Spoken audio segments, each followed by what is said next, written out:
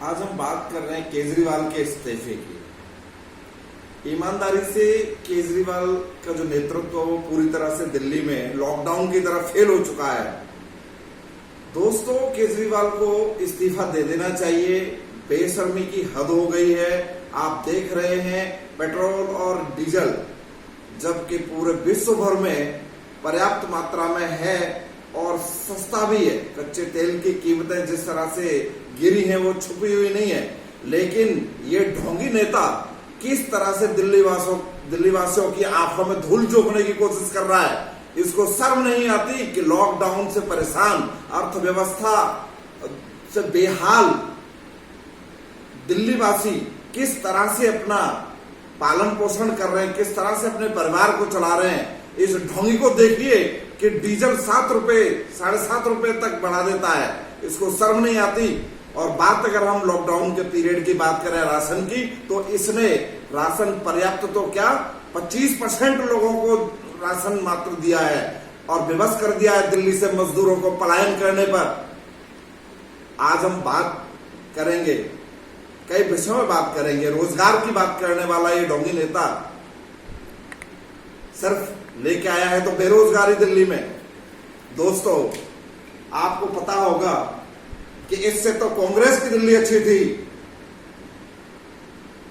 ये दिल्ली वासियों की 3 बार भूल है।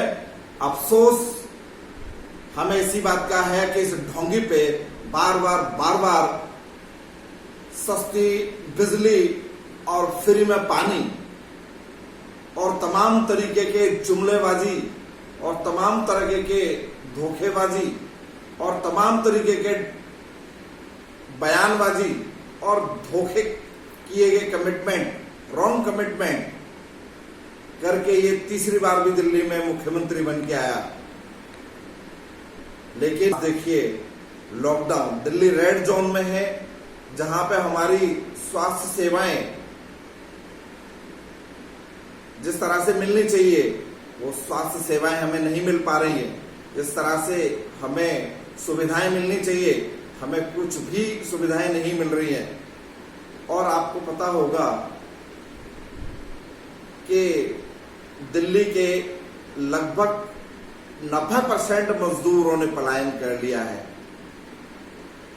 फैक्ट्रियां खुल भी जाएं तो लोग कैसे चलाएंगे बिना मजदूरों के। ऑफिसेस, मॉल्स वगैरह वगैरह कैसे चलेंगे बिना मजदूरों के। और मजदूरों का यहां कोई संरक्षण नहीं किया इस सरकार ने। और जो कुछ बचे भी हैं तो उनका हाल ये है कि वो इनके रैन बसेरों में जाके मर रहे हैं। कितनी घटनाएं मीडिया के सामने आई हैं कि रैन बसेरों में बेचारों की मौतें हुई हैं। ये दिल्ली वासी केजरीवाल आपको माफ नहीं करेंगे, दोबारा मौका भी नहीं मिलेगा आपको। आपने हद कर दी। आप ये क्या तनख्वाह की बात करते हैं मीडिया के सामने आके कि रेवेन्यू जनरेट नहीं हो रहा है, हम तनख्वाह कैसे दे पाए। इसका मतलब आप पाप की कमाई खिलाएंगे लोगों को। ये पाप ही है मेरे दोस्तों। इसका नेतृत्व पूरी तरह से फेल हो चुका है। क्योंकि आप देखिए, एक घर का मुखिया अगर चोरी करके कुछ लाता है और अपने बच्चों को, परिवार को पालता है, ऐसे ही ये मुखिया है। और ये मुखिया भी चोरी करके ही दिल्ली के सरकारी जो नुमाइंदे हैं उनकी चिंता इसको सता रही है कि धरना प्रदर्शन होगा, इस्तीफा मांगा जाएगा, ड्रामा होगा। हो सकता है कि जूते भी पड़े, हो सकता है कुछ भी हो सकता है। तो रेवेन्यू जनरेट करने के लिए डीजल बढ़ा दिया, रेवेन्यू जनरेट करने के लिए 2-2, 3-3, 4-4 किलोमीटर लंबी लाइनें।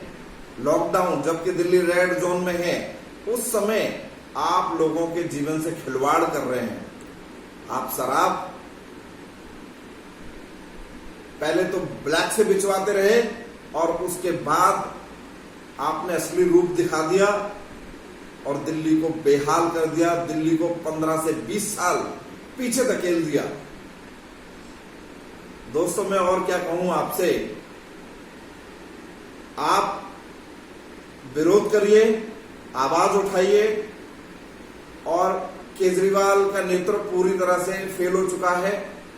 रोजगार बढ़ा नहीं है, लाइट बिजली पानी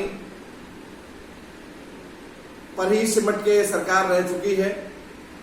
इसीलिए मेरी आपसे हाथ जोड़कर प्रार्थना है, विनती है कि ऐसे ढोंगी नेतृत्व को पूरे देश में कहीं जगह नहीं मिलनी चाहिए।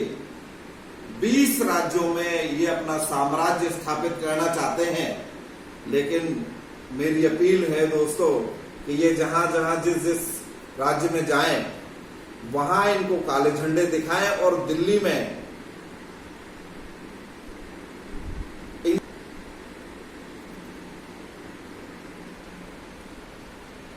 इनको इस्तीफा दे देना चाहिए। इन्हें अब सीएम बनने का कोई लगता नहीं हमें कि अब ये मुख्यमंत्री के लायक इनका कोई नेतृत्व है। मैं तो दोस्तों बस यही कहूंगा कि इनका विरोध करें और इनसे इस्तीफा मांगे। जय हिंद, जय भारत।